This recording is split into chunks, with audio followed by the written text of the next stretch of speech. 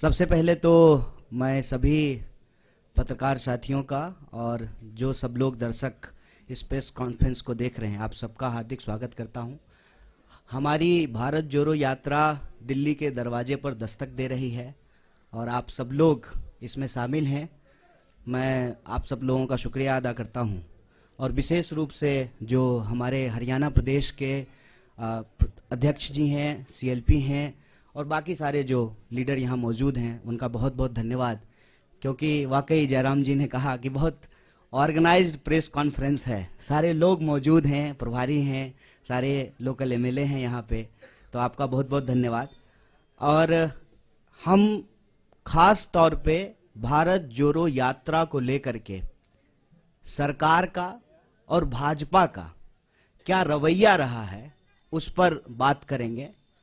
मैं सबसे पहले आपको ये कहना चाहता हूं कि आप सब लोगों ने देखा है शुरू से ही, जब से इस यात्रा का अनाउंसमेंट हुआ है, जब से इस यात्रा की घोषणा हुई है, खास करके भाजपा ने इस यात्रा पर चौतरफा हमला करना शुरू कर दिया। इसके अलग अलग बिंदु हैं। सबसे पहला हमला ये बोल करके किया गया कि भारत तो जुड़ा हुआ है, क्या जोड़ने के लिए निकले हैं। भारत जो है दुनिया की सबसे बड़ी अर्थव्यवस्था बन चुका है। मोदी जी के नेतृत्व में हम लोग जो है दोबारा विश्व गुरु बन चुके हैं। भारत लगातार जो है विकास कर रहा है। तो ऐसी कौन सी जरूरत आन पड़ी है कि आपको भारत जोड़ने की जरूरत है। आप लोगों ने यह सवाल कहीं ना कहीं सुना होगा, देखा होगा, आपके व्हाट्सएप पे आया होगा, आपने जो है अपने टीवी चैनल पे जो है बीजेपी जब बोलती है इसको तो इसको चलाया होगा। और चर्चाओं में भी भाजपा के लोग बार बार ये बोलना शुरू किए कि भारत तो जुड़ा हुआ है, तो क्या जोड़ने के लिए निकले हैं, इसकी जरूरत क्या है। तो मैं एक काउंटर सवाल आज उनका जो ये हमला था उसका करना चाहता हूं कि भारत जब जुड़ा हुआ है और भारत जोड़ो यात्रा की कोई प्रासंगिकता ही नहीं है आपके नजर में, तो आप इसकी चर्चा क्यों कर रहे हैं। हेल्थ मिनिस्टर इतना इंपॉर्टेंट पोस्ट होता है, उनको क्या जरूरत है इंक बर्बाद करने की, पेपर बर्बाद करने की, भारत जोड़ो यात्रा को लेकर के लेटर लिखने की। जिसकी जरूरत ही नहीं है उनके नजर में, उसकी चर्चा वो क्यों कर रहे हैं। पहला प्रश्न उनसे पूछा जाना चाहिए। हम ये समझते हैं कि देश जुड़ा हुआ है जमीनी तौर पर, भौगोलिक तौर पर, देश जुड़ा रहे भावनात्मक तौर पर भी, क्योंकि देश हमेशा देश के लोगों से बनता है। लोगों को हटा करके कोई देश नहीं होता है। देश के लिए लोग भी जरूरी होते हैं, जमीन भी जरूरी होती है और देश की संप्रभुता, उसकी आजादी भी जरूरी होती है। हमारे पास संप्रभुता है और उसी संप्रभुता के आधार पर जो है हम अपनी सीमाओं को लेकर के, सुरक्षा को लेकर के सरकार से सवाल पूछते हैं कि हमारी संप्रभुता अक्षुण्ण रहे। देश हमारा जमीन से जुड़ा हुआ है, लेकिन देश के लोग भी जुड़े रहे ना।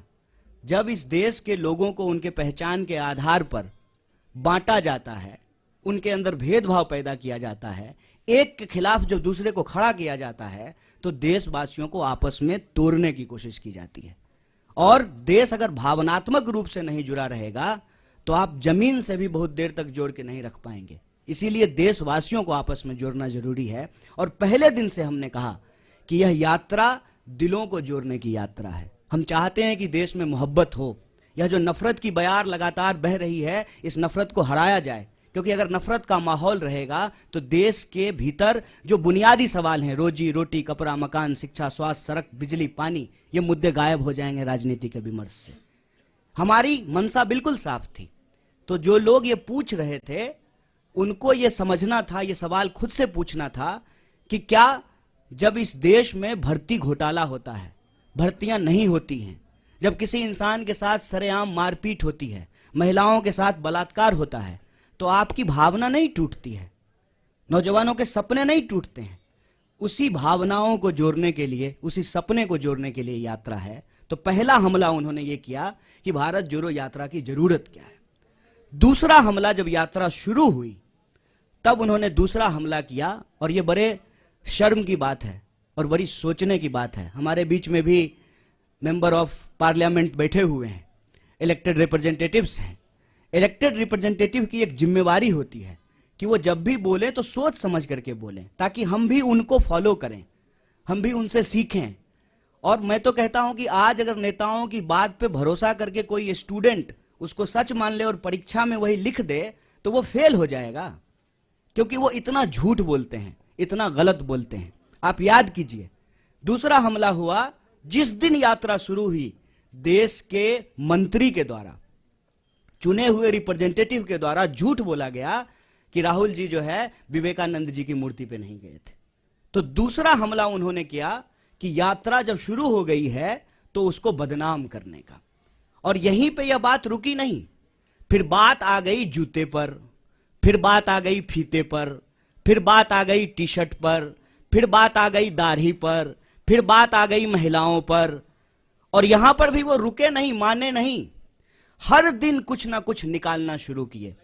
और जब हकीकत में कुछ नहीं मिला तो जो उनका तीसरा हमला था, जो उनका डर्टी ट्रिक डिपार्टमेंट जो करता है कि किसी का सर किसी के जो है सर के ऊपर लगा दो, किसी का आवाज कहीं पे चिपका दो, यात्रा को लेकर के नकली वीडियो बनाना शुरू किए। यात्रा जब आगे चली जाती है तो पीछे सड़क खाली ही होगी, यात्रा आगे बढ़ गई है तो उस खाली सड़क का वीडियो बना करके दिखाते हैं, कोई है ही नहीं। अरे भाई, जब कोई है ही नहीं, कोई लोग यात्रा में आ ही नहीं रहा है, तो क्यों आपको अभी जो है प्रोटोकॉल की याद पड़ी है? कोरोना प्रोटोकॉल की जरूरत क्यों है? क्योंकि आप तो यही दिखा रहे हैं वीडियो बना बना करके कि कोई यात्रा में आ ही नहीं रहा है। जब कोई यात्रा में आ ही नहीं रहा है तो क्या पेड़ को मास्क पहना दें कि सड़क जो है लपेट करके कंधे पर रख दें राहुल जी के कि नहीं नहीं आप आगे बढ़ गए हैं, सड़क को पीछे कैसे छोड़ दिए हैं, इसको भी लपेट करके कंधे पर ले जाइए। वीडियो, नकली वीडियो, कभी जो है तबलीगी जमात तो कभी कुछ नकली वीडियो बना रहे हैं। जबकि यात्रा में जो लोग शामिल हैं वो देखते हैं सबसे आगे इस देश का राष्ट्रीय ध्वज होता है। और जयराम जी, दिग्विजय सिंह जी, इनसे हम नौजवानों को सीखना चाहिए कि लगातार वो उस झंडे के साथ चलते हैं। हमारा सेवा दल जो हमारे स्वतंत्रता आंदोलन के जमाने के जो गाने हैं उसको गाते हुए चलते हैं। पीछे जो है हमारा एक बैंड पार्टी होता है जो म्यूजिकली जो है देशभक्ति गानों को बजाता है और उसके पीछे जो है वो राहुल जी चलते हैं। तब जो है इस यात्रा के ऊपर जो है देशद्रोह जैसे कालिख लगाने की कोशिश करना, गलत वीडियो बना करके इसको बदनाम करना, ये इनका तीसरा हमला है। और चौथा हमला आप सब लोगों ने देखा होगा कि राहुल जी गुरुद्वारा जाते हैं तब भाजपा ठीक रहती है, राहुल जी जब चर्च जाते हैं तब भी बीजेपी को कोई दिक्कत नहीं है, राहुल जी जब मजार पे जाएं, मस्जिद पे जाएं तब भी भाजपा को कोई प्रॉब्लम नहीं है। मंदिर में जाते ही ऐसा लगता है जैसे भाजपा वालों को कोई जमाल गोटा खिला दिया हो, अचानक से दस्त होना शुरू हो जाता है। क्या प्रॉब्लम है आपको? इस देश का नागरिक, इस देश का व्यक्ति, इस देश के किसी भी धार्मिक संस्थान पर जाने के लिए स्वतंत्र है। आपका कोई जो है पेटेंट है क्या कि सिर्फ आप ही जाएंगे? और नियम, कायदे, कानून, ओम का चादर सीधा है, ओम का चादर उल्टा है, और ये वो लोग बोल रहे हैं जो गुफा में चश्मा लगा करके ध्यान करते हैं। ये जो चल रहा है इससे मैं बस एक अर्थ निकालता हूं कि इन्होंने बहुत कोशिश की कि इस यात्रा को इग्नोर किया जाए, इनसे इग्नोर नहीं हो पा रहा है। बहुत प्रयास किया, बहुत समझाया अपने कार्यकर्ताओं को कि यात्रा गुजर जाए, बिल्कुल खिड़की दरवाजा बंद कर लेना। इंसान की अपनी भी इच्छा होती है, इंसान की अपनी भी बुद्धि होती है। लोग खिड़की दरवाजा बंद कर लिए लेकिन छत पे चले गए भाजपा ऑफिस के, और वहां से जो है यात्रा को हेलो हाय करना शुरू कर दिया। क्या करेंगे? क्योंकि यह यात्रा जिन सवालों को लेकर के चल रही है ना, वो कांग्रेस के सवाल नहीं है, वो देश के सवाल हैं। ये यात्रा इसलिए है कि इस देश में दिहाड़ी मजदूर आत्महत्या कर रहे हैं, रिपोर्ट उठा करके देख लीजिए। यह यात्रा इसलिए है कि इस देश के नौजवानों के सपने टूट रहे हैं, अब किसान के साथ साथ नौजवान भी आत्महत्या करने पर विवश हैं।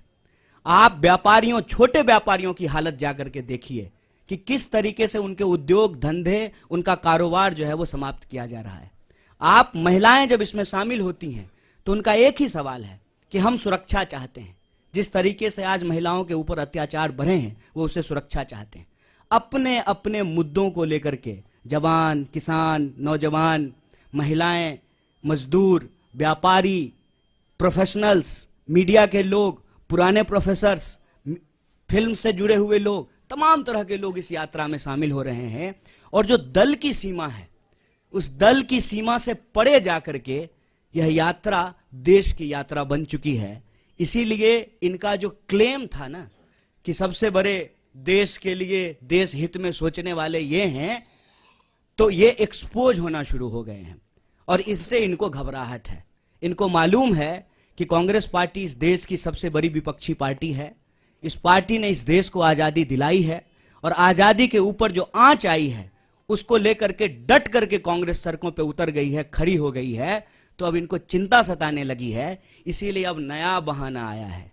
कोई समझाए इन प्रचंड मूर्खों को, कोरोना बहाना नहीं, बीमारी है। ये ऐसा नहीं है कि स्कूल जाने का मन नहीं है तो बच्चा नहीं करता है, मम्मी दांत में दर्द हो रहा है। ये बहाना नहीं है, ये बीमारी है। और इस बीमारी को लेकर के राहुल जी इस देश के पहले नेता हैं जो सरकार को सबसे पहले चिट्ठी लिखे थे। और ये वो लोग सवाल पूछ रहे हैं। मुझे तो कभी लगता है कि कुछ स्पेशल रिलेशन है बीजेपी का कोरोना से। उसकी रैली में नहीं जाता है, दूसरी की रैली में चला जाता है। और डे नाइट का सेंस कितना है कोरोना को, दिन में हो जाता है, रात में नहीं होता है। आप लोगों ने देखा ना, पार्लियामेंट में कोरोना था, मास्क लगाए हुए थे। शादी में जाते जाते कोरोना चला गया, छुट्टी पे चला जाता है, आराम करता है। ये मजाक बना दिए हैं। हम बार बार कह रहे हैं, शुरू से लेकर के आज तक कोरोना को लेकर के हमारी पार्टी गंभीर है। और जो साइंटिफिक प्रोटोकॉल होगा वो सबके लिए होगा। ऐसा तो नहीं है कि बीजेपी के लिए नहीं होगा और कांग्रेस के लिए होगा। ऐसा तो नहीं है कि दूसरे आयोजन होंगे, ये आयोजन नहीं होगा, वो सबके लिए होगा। तो उस पे जो है हम उसको फॉलो करेंगे, जैसे पहले फॉलो किया था। और सरकार को भी बताएंगे जहां सरकार गलती करेगी। और जनता के सवाल को लेकर के जो ये यात्रा है, रोजी रोटी, कपड़ा, मकान, शिक्षा, स्वास्थ्य, सड़क, बिजली, पानी के जो सवाल हैं, ये यात्रा भी चलेगी। इनको जितना दम लगाना है लगा लें। ये इग्नोर करके देख लिए, बदनाम करके देख लिए, मंदिर क्यों जाते हैं, मस्जिद क्यों जाते हैं, टी शर्ट कौन सा पहन लिया है, ओम का चादर सीधा है कि उल्टा है, इन्होंने सब कुछ कर लिया। लेकिन यात्रा देखते देखते, हेलीकॉप्टर से नहीं, ट्रेन से भी नहीं, पैदल चल करके, पांव से यात्रा कन्याकुमारी से दिल्ली पहुंच गई। और दिल्ली जब पहुंच गई है ना, तो दिल्ली की तख्त जो है इनको हिलती हुई नजर आ रही है। तो एक बार और रिमाइंड करा देते हैं उनको, जो पहले भी कहते थे, इस यात्रा का उद्देश्य इलेक्शन नहीं, इमोशन है। आप इमोशन साफ रखिए। इस यात्रा से आपको कोई थ्रेट नहीं होगा, क्योंकि हम इस यात्रा के माध्यम से भीड़ नहीं जुटाना चाहते हैं। हम चाहते हैं कि इस देश के नागरिक अपने सवालों को लेकर के, नागरिक, भीड़ नहीं, अपने सवालों को लेकर के इस यात्रा में शामिल हो। और यह यात्रा जिस तरह से कन्याकुमारी से चली है, यह यात्रा कश्मीर तक जाएगी, यही हम लोगों को उम्मीद है। और आप लोग सब अपने तरीके से इस यात्रा में शामिल हो रहे हैं, जुड़ रहे हैं। एक बार फिर से आपको बहुत बहुत धन्यवाद। जो भी सवाल होंगे उसका जवाब दिया जाएगा। Thank you. हमारा सवाल है सर कि इमोशन को लेकर भारत जोड़ो यात्रा चल रही, इमोशन पर आपका फोकस है, लेकिन बीजेपी बार बार ये सवाल पूछती है, जिस पर आपने वो ध्यान नहीं आकृष्ट कराया, कि क्या इलेक्शन को लेकर के, क्योंकि वो बार बार कहते कि जो बाई इलेक्शन बीच में हुए, वहां से जहां जहां कहां यात्रा गई, वहां आपके खिलाफ नतीजे प्रतिकूल आए हैं। तो क्या इसको लेकर भी आप लोगों को लग रहा है कि नहीं, इमोशन के अलावा इलेक्शन पर ही फोकस करना चाहिए? और दूसरा कि जब कश्मीर में खत्म होगा यात्रा, तो क्या विपक्ष जोड़ो भी एक अभियान होगा, भारत जोड़ो जैसा? सबसे पहली बात तो ये, शुक्रिया आपने सवाल पूछा। दिल्ली के नज़दीक आकर के भी लोग सवाल पूछ रहे हैं सर, ये अच्छी बात है। मुझे लगा दिल्ली के नज़दीक जाते जाते लोग सवाल नहीं पूछेंगे, क्योंकि दिल्ली में आजकल सवाल पूछना गुनाह है। सरकार को पसंद नहीं है सवाल पूछने वाले लोग। आपको बहुत धन्यवाद। दूसरा, आपने कहा कि इलेक्शन, देखिए प्रायोरिटी की बात है, इसको ना बार बार कंफ्यूज किया जाता है। ऐसा नहीं है कि हमारी पार्टी जो है इसके बाद जो है वो ब्रह्मचारियों की पार्टी हो जाएगी और हम चुनाव नहीं लड़ेंगे। दाढ़ी बढ़ गई है तो जो है सब लोग जो है अब चुनाव से जो है संन्यास ले लेंगे। ऐसा बिल्कुल भी नहीं है। हम देश की विपक्षी पार्टी हैं, तो लोकतंत्र में भरोसा रखते हैं, देश का संविधान कांग्रेस पार्टी ने बनाया है, मल्टी पार्टी सिस्टम में बिलीव करती है, इलेक्शन में पार्टिसिपेट करती है, पार्लियामेंट्री पार्टी है, तो ऑब्वियसली चुनाव लड़ेंगे। फोकस कहने का ये मतलब है कि इलेक्शन जो है वो एक मुद्दा है, इसके अलावे जीवन में बहुत सारी ऐसी चीजें हैं जिसको लेकर के देश परेशान है। हम चाहते हैं कि सिर्फ चुनाव राजनीति का विमर्श नहीं हो, बल्कि चुनाव किस सवाल पे हो रहा है ना, वो जनता के सवाल हों, और जनता के वो सवाल जो हैं उसको पर हम फोकस रखना चाहते हैं। जहां तक हार जीत का सवाल है तो देखिए, आंकड़ा तो हम भी दे सकते हैं, ऐसा नहीं है कि तर्क देना नहीं आता है। बुद्ध ने घर छोड़ा, उस एक घटना को जो है दोनों के पक्ष में इस्तेमाल किया जा सकता है। तो उसी एक घटना को सन्यास के पक्ष में भी और गृहस्थ के भी पक्ष में, आंकड़े को अगर ठीक से देखेंगे तो हम भी कह सकते हैं कि हम तो हिमाचल का चुनाव जीत गए, एमसीडी का चुनाव जो है बीजेपी हार गई है, बाकी बहुत सारा बाय इलेक्शन हार गई है। इससे निकलेगा क्या? सवाल यह है कि चुनाव जब देश में हो रहा है तो 5 साल में चुनाव जब होते हैं तो 5 साल तो किसी कारण से, किसी रैशनैलिटी से बनाया गया है ना, कि उस 5 साल में सरकार का रिपोर्ट कार्ड देखा जाएगा, सरकार ने क्या काम किया है उसका अवलोकन करेगी जनता और दोबारा उसको मैंडेट देगी। आजकल हम लोग क्या देखते हैं कि सारे राजनीतिक विमर्श को जो है चुनावी परिणाम, और ये बड़ी शर्म की बात है और बड़ी बेशर्मी से लोग जो है टीवी स्टूडियो में बैठ करके बोलते हैं रिजल्ट आने के बाद। हम सबको जो है अपने ऊपर एक सवाल खड़ा करना चाहिए कि जब रिजल्ट आ गया है तब ये आप क्यों कहते हैं? रिपोर्टर भी बोलते हैं, पार्टी के स्पोक्स पर्सन भी बोलते हैं, अब असली खेला शुरू होगा। क्या खेला शुरू होगा? ये बेशर्मी हमारे आंख के सामने में हो रही है। जब परिणाम आ गया है, सिंपल मेजोरिटी किसी पार्टी को आ गया है, तो क्या खेला शुरू होगा? ये जो बेशर्मी और बेईमानी है ना, इसको हमको नैतिक बल देना बंद कर देना चाहिए। चुनाव जीतने की अगर बात करते हैं, मध्य प्रदेश की चुनाव हम नहीं जीत गए थे, कैसे मध्य प्रदेश में हमारी सरकार चली गई? क्या कर्नाटक में हम चुनाव नहीं जीत गए थे? क्या गुजरात में हमने जो है वो सिचुएशन नहीं देखा? जो लोग यहां बैठे हुए हैं उसके ऊपर आप तमाम तरीके का आरोप लगाते हैं, और वही लोग जो है जब भाजपा के दफ्तर में जाकर के बैठ जाएंगे तो सब ठीक हो जाएगा। क्या इस पे हम सवाल खड़ा नहीं करेंगे? आज इस देश में इंस्टीट्यूशंस पे अटैक है और इलेक्शन एक कंपोनेंट है। हमको दूसरे इंस्टीट्यूशंस के भी बारे में सोचना पड़ेगा। पार्लियामेंट अचानक से बंद कर दिया गया, बताइए, अचानक कोविड हो गया और सुबह में कोविड हुआ और शाम में कोविड समाप्त हो गया। वही लोग जो मास्क लगा करके पार्लियामेंट में आए थे सुबह में, शाम में मास्क लगाना भूल गए। भीड़ में जाते हैं तो मास्क नहीं लगाते हैं। जब रैली में जाते थे, जब डेल्टा वेरिएंट था, दीदी ओ दीदी कर रहे थे बंगाल के चुनाव में जाकर के, डेल्टा वेरिएंट था, तब जो है मास्क नहीं लगा रहे थे। और जब चीफ मिनिस्टर्स के साथ ऑनलाइन मीटिंग हो रही है, जूम कॉल हो रहा है, तब मास्क लगा लिए हैं। लोग को मूर्ख समझते हैं, बेवकूफ समझते हैं। चुनाव हम लड़ते हैं, चुनाव हम लड़ेंगे, लेकिन चुनाव के परिणाम के आधार पर यह कहना कि कांग्रेस पार्टी खत्म हो गई है, तो देख लीजिए कांग्रेस पार्टी खत्म हो गई है। तो जिस यात्रा को आप 7 सितंबर से इग्नोर कर रहे थे, जो ही हम दिल्ली के दरवाजे पे पहुंचे हैं तो पेट में जबरदस्त मरोड़ पैदा हो गया है। तमाम कोशिश कर रहे हैं, पूरे देश में हमको परमिशन लेने की जरूरत नहीं पड़ी, क्योंकि यह भारत जोड़ो यात्रा है, दिल्ली की यात्रा नहीं है। लेकिन जो है दिल्ली में जो है अड़ंगा लगाने की कोशिश की जा रही है। तो इस बात को हम सब लोग समझें। आज हमारा देश जिन परिस्थितियों से गुजर रहा है उसको स्वीकार करें। चुनाव है, चुनाव लड़ेंगे, हारेंगे, जीतेंगे, एक बात है, लेकिन चुनावी प्रक्रिया भी चलती रहनी चाहिए। इलेक्शन कमीशन भी ठीक से काम करना चाहिए। एक सवाल हमारी यात्रा के ऊपर, बच्चे क्यों आ रहे हैं? बच्चों को लेकर के जो है हमारे ऊपर केस किया गया, कंप्लेन किया गया। और मोदी जी जब गए गुजरात में कैंपेन करने के लिए, तो बच्चा को बिठा करके अपने साथ चुनाव प्रचार कर रहे थे, तब इलेक्शन कमीशन कहां चला गया? नियम कानून सबके लिए बराबर होगा ना, विपक्ष के लिए जो होगा वही सत्ता के लिए भी होगा। तो चुनाव के इर्द गिर्द विमर्श बना करके ना, हार जीत के इर्द गिर्द, और उस हार जीत में भी कोई नैतिकता नहीं है। जीती हुई पार्टी का विधायक खरीद करके सरकार बना लेना, जब तक यहां थे तो जो है देश विरोधी थे, हरियाणा में ऐसी।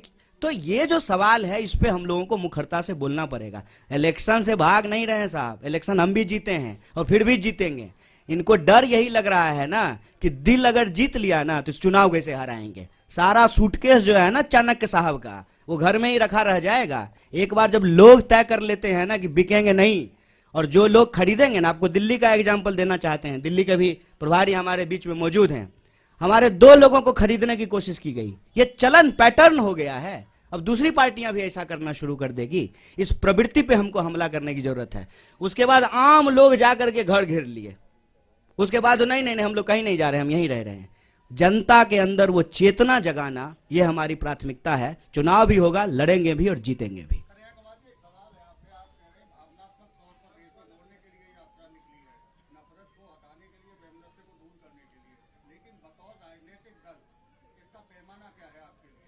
देखिए, भावना एक बात है, भूख का भी सवाल है।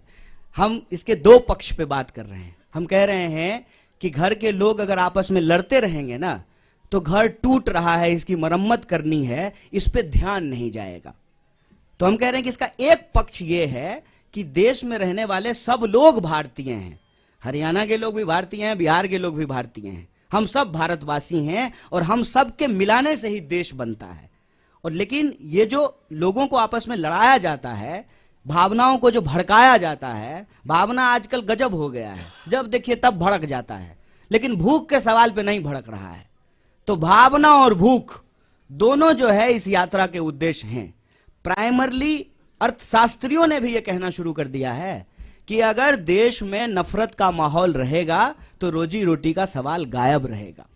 नफरत को कम करेंगे तभी रोजी रोटी के सवाल होंगे। अभी हमारे अध्यक्ष जी ने आपको बताया ना कि 32 बार जो है पेपर भर्ती घोटाला यहां हो चुका है, पेपर लीक हो चुका है, भर्तियां निकल नहीं रही है। इंडस्ट्रियल टाउन जो है वो बैरन लैंड में कन्वर्ट होना शुरू हो गए हैं, एमएसएमईज लगातार बंद हो रहे हैं। अगर ये हरियाणा का हालत है तो आप सोचिए कि बिहार में क्या हो रहा होगा। तो देश के लोगों के जो बुनियादी सवाल हैं, उन सवालों पर राजनीतिक विमर्श हो, और ये तभी संभव हो पाएगा जब हम देश के लोग आपस में एक टीम की तरह काम करेंगे।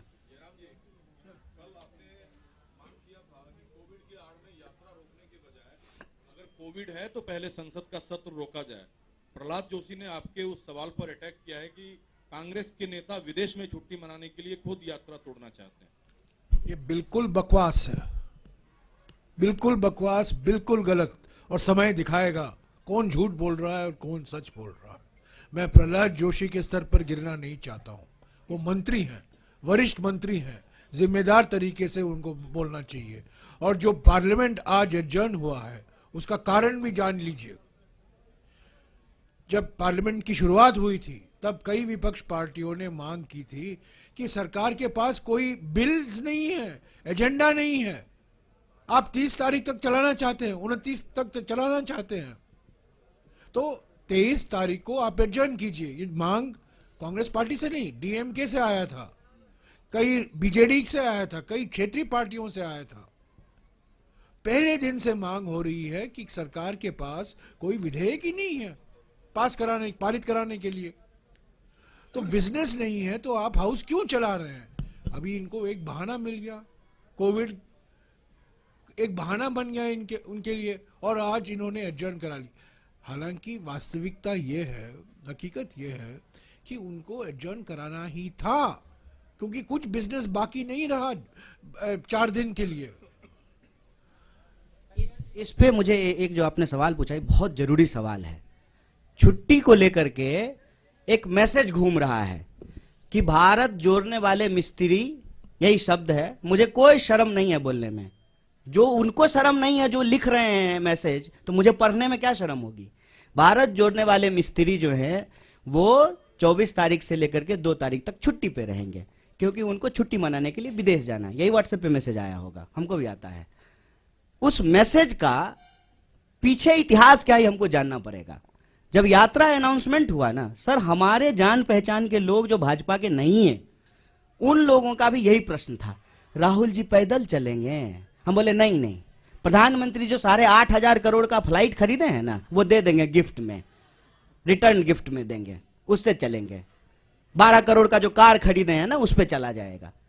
इस तरीके से नेताओं को लेकर के, खास करके विपक्ष के नेताओं को बदनाम किया गया है कि जो सामान्य बात है, उस सामान्य बात को भी हम भरोसा नहीं कर पाते हैं। और राहुल जी ने बहुत अच्छा जवाब दिया था कि हम कोई इकलौते नहीं हैं, इस देश में लाखों करोड़ों तपस्वी हैं जिनको हम किसान कहते हैं। और कोरोना की बात हो रही है ना, मैं कोरोना याद दिलाता हूं, यही फरीदाबाद शहर है, साइकिल चला करके बिहार के मजदूर गए, पैदल अपने बच्चों को पीठ पे बांध करके जो है मजदूर बिहार गए, तब तो जो है कोरोना नहीं याद आ रहा था। आज जब हम पैदल चले हैं कन्याकुमारी से, 100 दिन से ज्यादा चलते हुए हो गया है 3000 किलोमीटर, तब समझ में आ रहा है कि पैदल चलने का दर्द क्या होता है। ये बार बार विपक्ष के नेताओं को लेकर के ऐसा मैसेज करते हैं, जबकि अगर हम सिद्धांत की बात करें तो कांग्रेस पार्टी इस देश में 8 घंटा मजदूरों को काम करने का अधिकार होना चाहिए, इसको लेकर के कानून बनाया।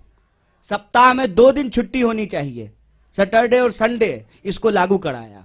तो यात्रा में जो लोग चल रहे हैं वो छुट्टी ले रहे हैं, तो ये अमानवीय है क्या?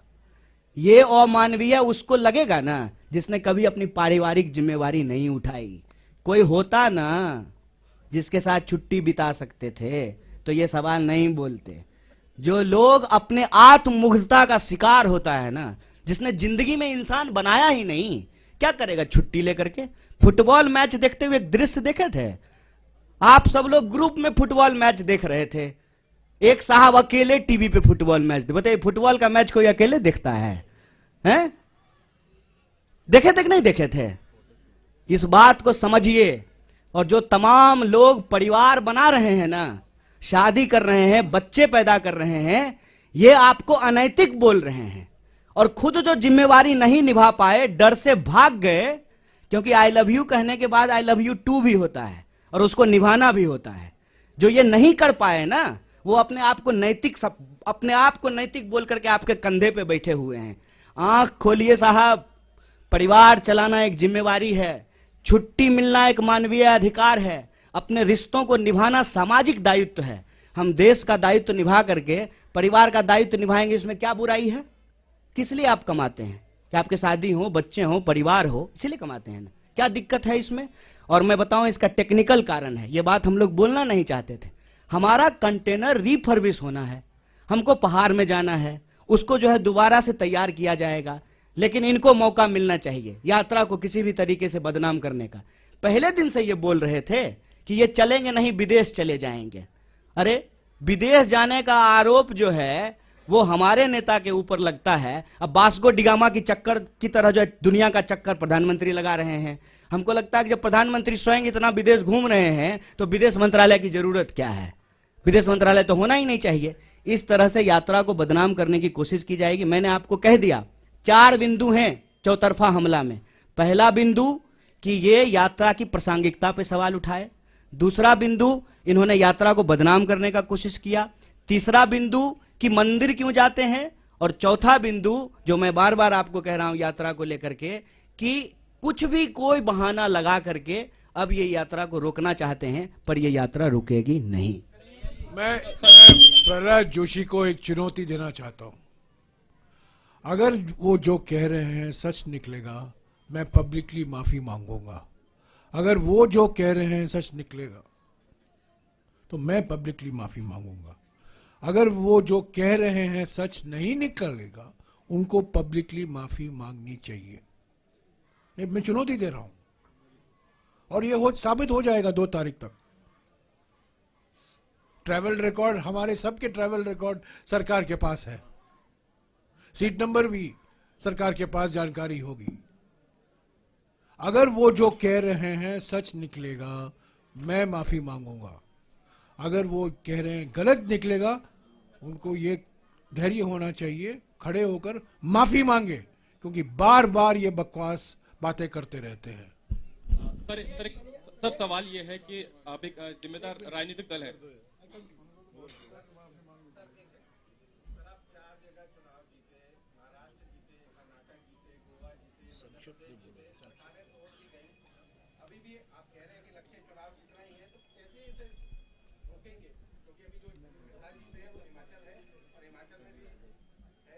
देखिए, हम लोग इसको बतौर राजनीतिक दल रोकें, उससे ज्यादा जरूरी है कि इस देश के आम लोग बतौर वोटर इसको रोकें, क्योंकि ये अनैतिक है, ये गलत है। एक बार जब लोगों ने अपना मैंडेट दे दिया, सरकार चुन दिया, सरकार 5 साल चले और उसके फिर काम के आधार पे जो है सरकार का काम कैसा रहा, जनता अपना अगला निर्णय लेगी। तो ये लड़ाई एक राजनीतिक दल के कैपेसिटी से आगे बढ़ करके इस देश के नागरिकों के कंधे पे है। कन्हैया जी सवाल ये है कि कोविड को लेकर तरह तरह की बातें की जाती है। कांग्रेस का अपना पक्ष है, बीजेपी का अपना पक्ष है। सरकार ये कहती है कि चीन, अमेरिका, बाकी कंट्रीज में कोविड के केसेस बढ़ रहे हैं, इसलिए एहतियात बरतने की जरूरत है। एक जिम्मेदार राजनीतिक दल होने के नाते आप यात्रा निकालिए, लेकिन प्रोटोकॉल का अगर पालन करेंगे तो उसमें दिक्कत कहाँ आती है? क्या सरकार सवाल उठा रही है इसलिए उसका विरोध है, या आप लोग मानते हैं कि कोविड नहीं है, पूरी तरह से नहीं? देखिए, सबसे पहली बात सर, ये इसका मैं जवाब देता हूं, आप भी भूलिएगा कि कोरोना ना कांग्रेस बीजेपी नहीं है। कोरोना एक वायरस है, वो सब के लिए है। ना कोरोना का कोई धर्म है, ना कोरोना का कोई राजनीतिक विचारधारा है। कोरोना के नाम पर, कोरोना का बहाना बना करके जो राजनीतिक चालबाजी की जा रही है ना, हम उस पर सवाल उठा रहे हैं। कोरोना का प्रोटोकॉल जो सरकार लाएगी उसको पहले भी फॉलो किए थे, आगे भी फॉलो करेंगे।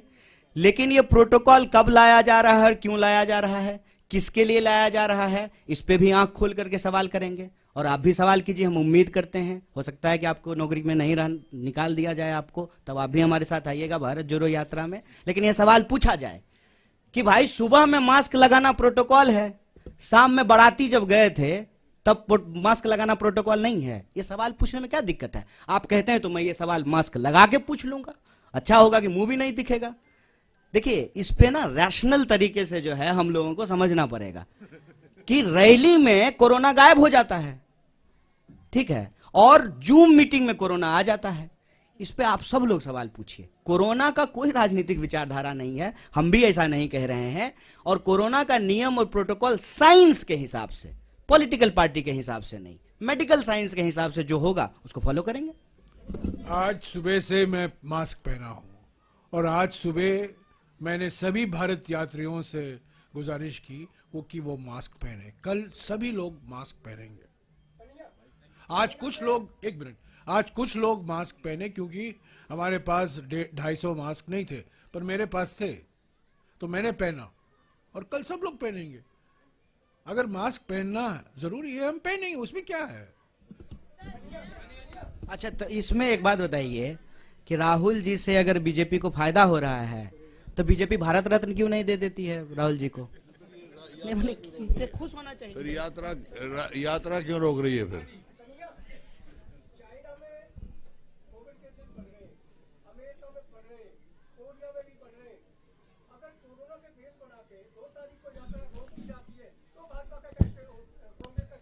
नहीं, बढ़ गए हैं, ये बड़ी चिंता की बात है। लेकिन भाजपा के एक मंत्री ने कहा है कि फिर गाना गा देंगे, कोरोना चला जाएगा, गो कोरोना गो।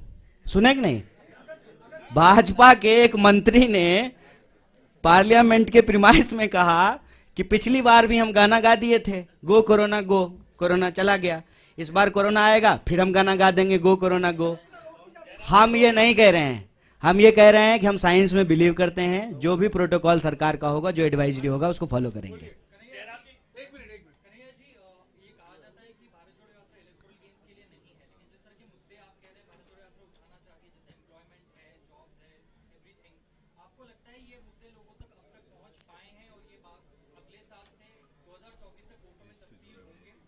देखिए, हमारी कोशिश तो यही है कि इस देश में सकारात्मक राजनीति हो, पॉजिटिव पॉलिटिक्स हो, क्योंकि उस पॉलिटिक्स में का फायदा ये होगा कि हार जीत किसी की हो, लेकिन उससे लोगों को फायदा होगा। अगर हम राजनीतिक विमर्श के केंद्र में बेकारी का सवाल ला पाए, महंगाई का सवाल ले पाए, एसएमईज जो small scale medium scale industries का सवाल है, महिला सुरक्षा का सवाल है, किसानों को मुआवजा का सवाल है, खेती का सवाल है, सीमा सुरक्षा का सवाल है, तो उससे देश को फायदा होगा। चुनावी परिणाम चाहे जो भी हो, लेकिन इस आधार पे अगर राजनीतिक विमर्श होगा, लोगों के बुनियादी सवाल पर होंगे, तो लोगों को फायदा होगा। हम वो प्रयास कर रहे हैं, कितनी सफलता मिलेगी ये तो देखने वाली बात है।